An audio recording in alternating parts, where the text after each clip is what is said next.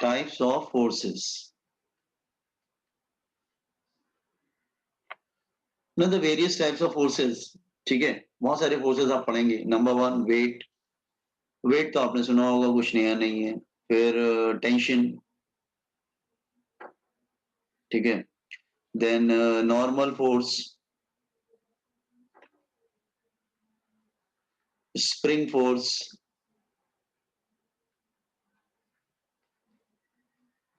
ठीक है, normal force, spring force, और हाँ एक लास्ट और है फ्रिक्शनल फोर्स, जो सबसे इंपॉर्टेंट है, फ्रिक्शनल फोर्स।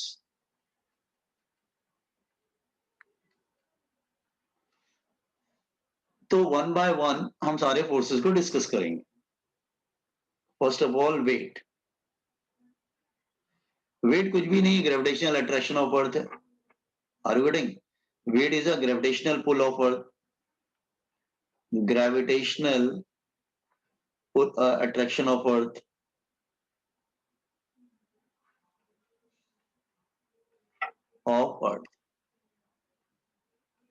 ठीक है। और वेट का फॉर्मूला कुछ नया नहीं है, आप लोग को पहले से भी मालूम है, वेट का फॉर्मूला mg होता है, ठीक है। वेट का फॉर्मूला होता है दैट इज m, सपोज कर लो m जो है मास ऑफ द ऑब्जेक्ट है, ठीक है, and this is a ground here, ये ग्राउंड है लेट्स से, तो वेट डाउनवर्ड डायरेक्शन में होता है that is equal to mg, ठीक है। तो वेट का फॉर्मूला mg होता है, ठीक है, weight is equal to mg,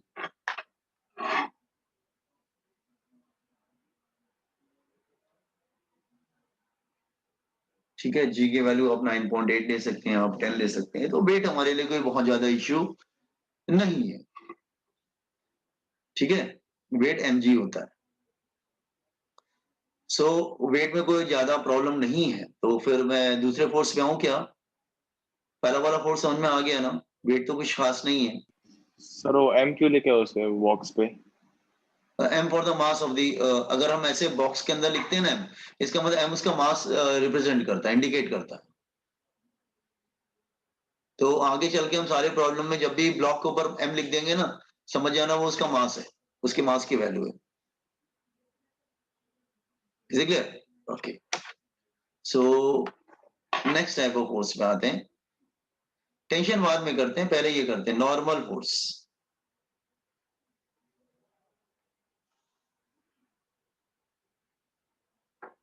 इसको एन से डिनोट करते हैं, normal force.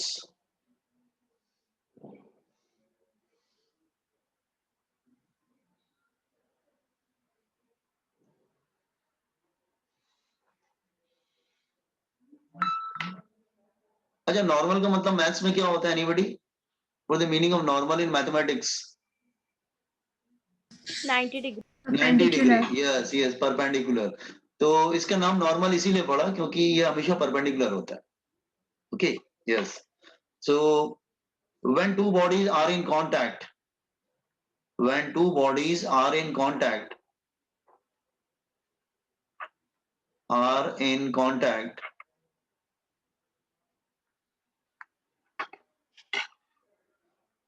normal force develops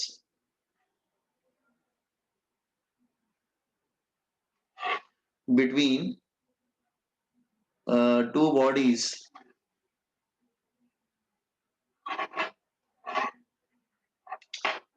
two bodies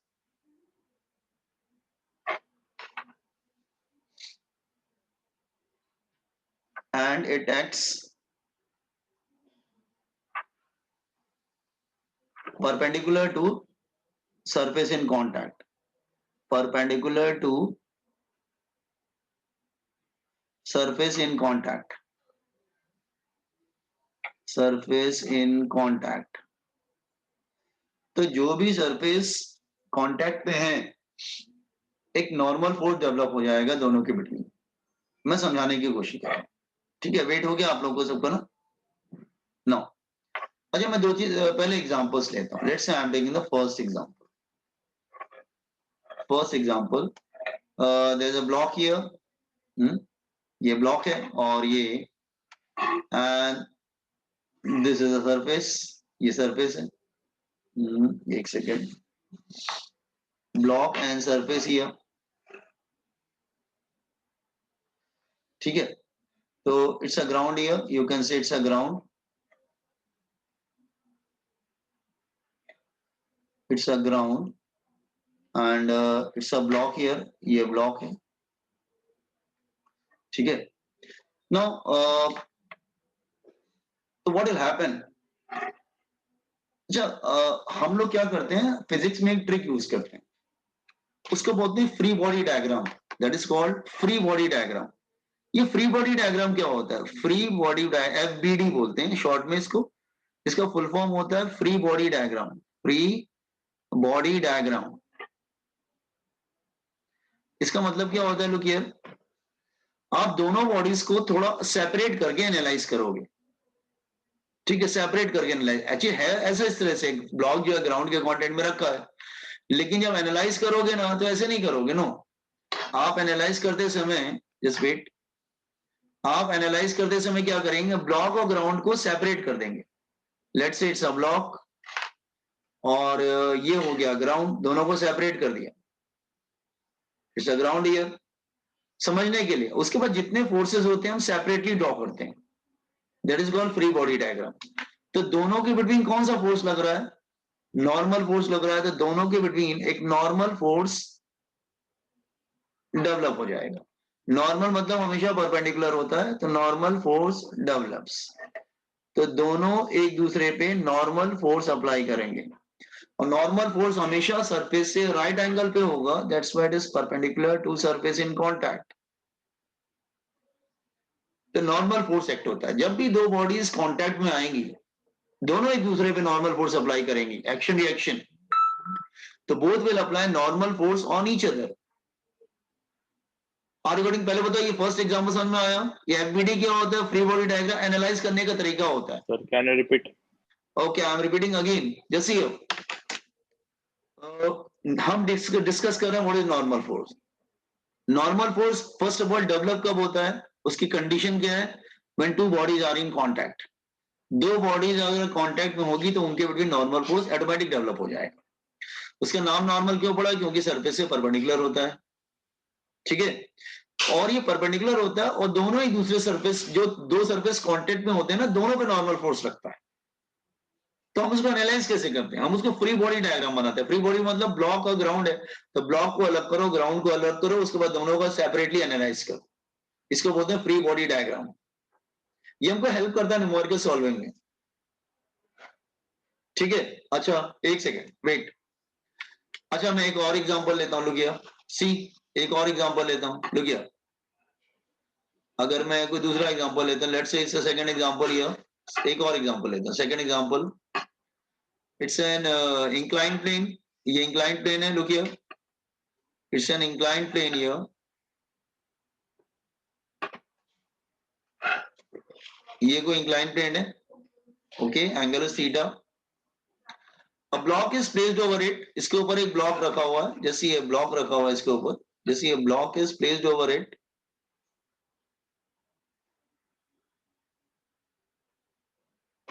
इसके ऊपर ब्लॉक रखा, अगेन अगर मैं इसका फ्री बॉडी डायग्राम बनाऊंगा, FBD फ्री बॉडी डायग्राम, तो व्हाट विल हैपन, ये इंक्लाइन प्लेन और ब्लॉक दोनों एक दूसरे पे क्या अप्लाई करेंगे, दोनों एक दूसरे पे अप्लाई करेंगे, दैट इज नॉर्मल फोर्स, दोनों एक दूसरे पे नॉर्मल फोर्स अप्लाई करेंगे, दे will apply normal force on each other, दोनों एक दूसरे पे नॉर्मल फोर्स अप्लाई करेंगे, जैसे ये, और मैंने सपोज कर लो अब ये ब्लॉक को सेपरेट करके एनालाइज करेंगे, सेपरेट करके एनालाइज करेंगे, ठीक है, दिस वन,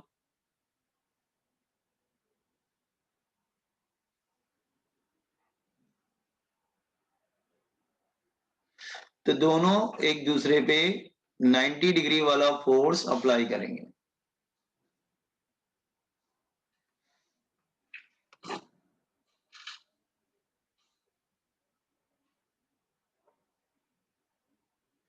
तो दोनों एक दूसरे पे नॉर्मल फोर्स अप्लाई करेंगे, normal force, they will apply normal force on each other. तो it doesn't matter surface horizontal है तो भी वो नॉर्मल फोर्स अप्लाई कर रहे हैं। नॉर्मल फोर्स मतलब परपेंडिकुलर फोर्स बिल्कुल 90 डिग्री पर होगा, बिल्कुल 90 डिग्री पर होगा तो develop normal force on each other. ऐसा नहीं कि सरफेस ऐसा हो तो भी चलेगा। अगर सरफेस ऐसा हुआ, look here, let's say I am taking third case, समझाने के लिए दो तीन केसेस ले रहे हैं। लेट्स से अगर suppose is a wall, suppose कर लो ये वॉल है and you are pressing any object against the wall. आप किसी ऑब्जेक्ट को वॉल के अगेंस्ट सपोज कर लो, लुक हियर, हाँ लुक हियर, सपोज कर लो आप इसको, ये आपका हैंड है जैसे ये, और आप इसको प्रेस कर रहे हो अगेंस्ट द वॉल, तो व्हाट विल हैपन? अगर मैं एफबीडी ड्रॉ करूंगा, एफबीडी ड्रॉ करूंगा, दिस इज वॉल हियर, अगर मैं एफबीडी ड्रॉ करूंगा तो व्हाट विल हैपन? इनके बिटवीन नॉर्मल फोर्स डेवलप हो जाएगा। तो नॉर्मल फोर्स कहने का मतलब ये है कि हर उस जगह पर आता है जहां पे दो बॉडीज कांटेक्ट में होते हैं, चाहे वो हॉरिजॉन्टल हो, चाहे वर्टिकल हो, चाहे वो इंक्लाइंड हो, एनी एनी जैसे कुछ भी हो, उनके बिटवीन नॉर्मल फोर्स हमेशा डेवलप होगा। नॉर्मल फोर्स ऑटोमेटिक डेवलप हो जाता है। नॉर्मल फोर्स ये डिपेंड नहीं करता है कि सरफेस किधर जा रहा है किधर, जहां पे जैसे ही दो बॉडी सरफेस कांटेक्ट में आएंगे normal force automatic develops, normal force इनके बिटवीन आ जाएगा। Are getting? So what I am saying, देखो नॉर्मल फोर्स हमेशा डेवलप होता है जब दो बॉडीज कांटेक्ट में होते हैं। अगर वो हॉरिजॉन्टल है तो भी नॉर्मल फोर्स डेवलप हो रहा है, वो इंक्लाइन प्लेन पे है तो भी नॉर्मल फोर्स डेवलप हो रहा है, वो वर्टिकल है तो भी नॉर्मल फोर्स डेवलप हो रहा है। You are pressing this here any object against the wall, तो are getting what is normal force? और नॉर्मल का नाम नॉर्मल इसीलिए पड़ा क्योंकि हमेशा वो सरफेस से क्या होता है, वो सरफेस से 90 डिग्री पर होता है, always perpendicular to surface at 90 degree. ये बात समझ में आया? नॉर्मल फोर्स क्या होता है समझ में आया boys and girls? Hello, yes sir. Copy करो फिर। अच्छा कॉपी करिए, फिर आपको बताते हैं नॉर्मल फोर्स कैलकुलेट कैसे किया जाता है। इसका कैलकुलेशन भी होता है नॉर्मल फोर्स का। ऐसे नहीं कि सिर्फ नॉर्मल फोर्स ऐसे ही पढ़ लिया हमने, नहीं, नॉर्मल फोर्स तो बहुत ज्यादा यूज करेंगे आप पूरे फिजिक्स में, जहां दो बॉडीज कांटेक्ट में। मिनट ऊपर लो ना। हाँ जस्ट वेट, वेट वाला।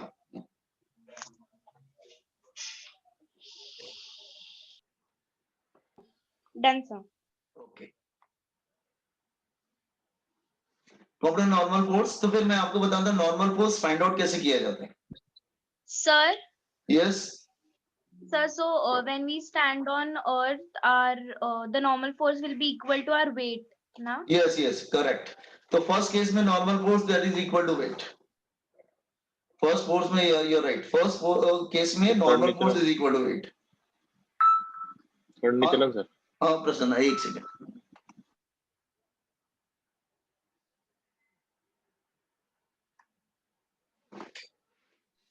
सर ऊपर लो। रुक जाओ प्रसन्न, सबको कॉपी कर लेना। Okay sir.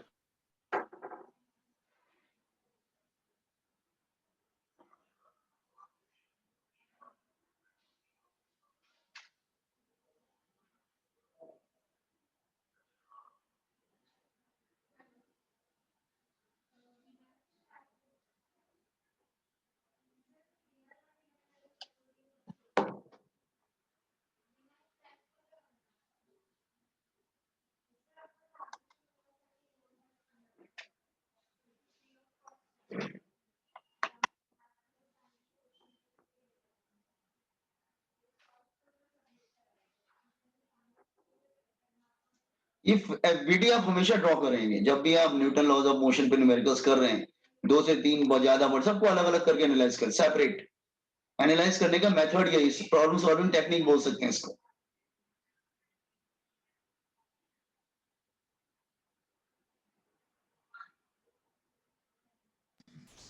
सर नीचे करें।